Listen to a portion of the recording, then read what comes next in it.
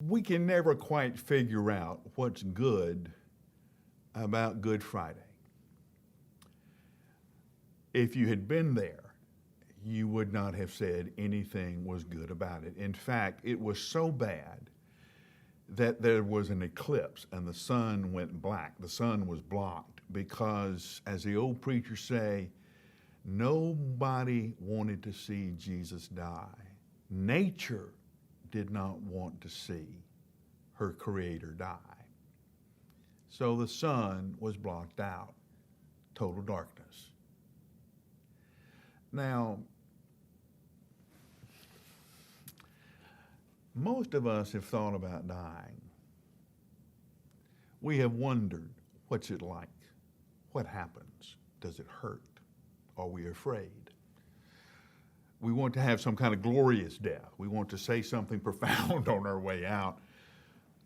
But there was nothing pretty about this death. There was nothing.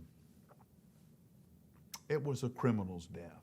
It was done in such a way the Roman government wanted to humiliate the person who was crucified so that no one would ever want to test Rome's authority and risk being crucified. It was a horrible, horrible way to go.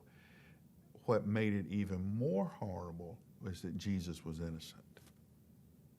It's one thing if you're hanging up there knowing, here's the crime I did.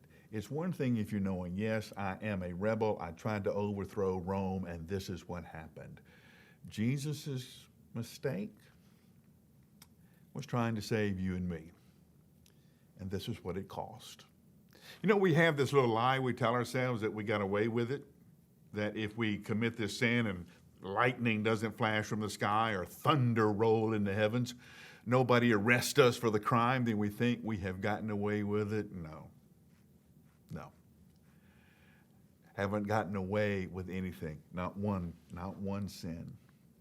Every sin ever committed, every sin that will be yet committed, was placed on Jesus. You know that moment where he cries out, my Father, why have you forsaken me? You see, that's the moment. That's the moment when the weight of the whole sin, of the weight of the whole world, the entire sin of everybody all time fell on Jesus to carry into death. Now here's what sin does. Sin makes you numb.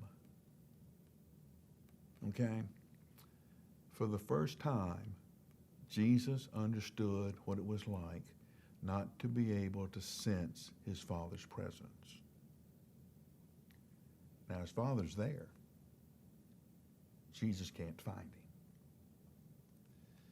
You see, when you and I sin, it scars our souls, and scars don't have feelings, and scars are numb. And enough of this repetitive sin makes you numb so that God can be closer than your own breath, and you won't be able to find him. Jesus understood what that was like,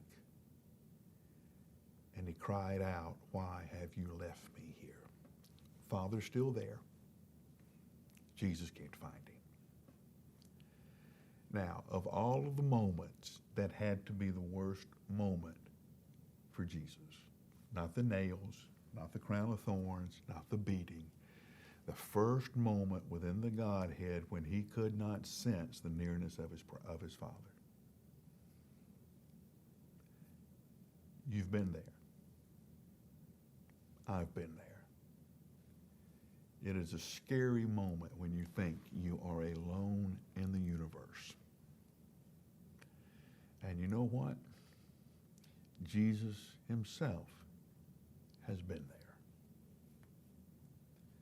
That's why when you and I pray, we don't have to use a whole lot of words, because Jesus knows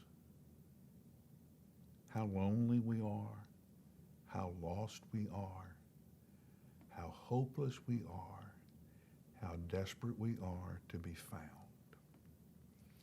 So I pray this Good Friday, as you meditate on the suffering of Jesus and the death of Jesus, that you'll remember that he knows what you're going through. firsthand. He understands how you feel firsthand. And he's come to rescue you from all of it. It's a big day to think today, but I'll give you 60 seconds to get started, and I'll see you Monday.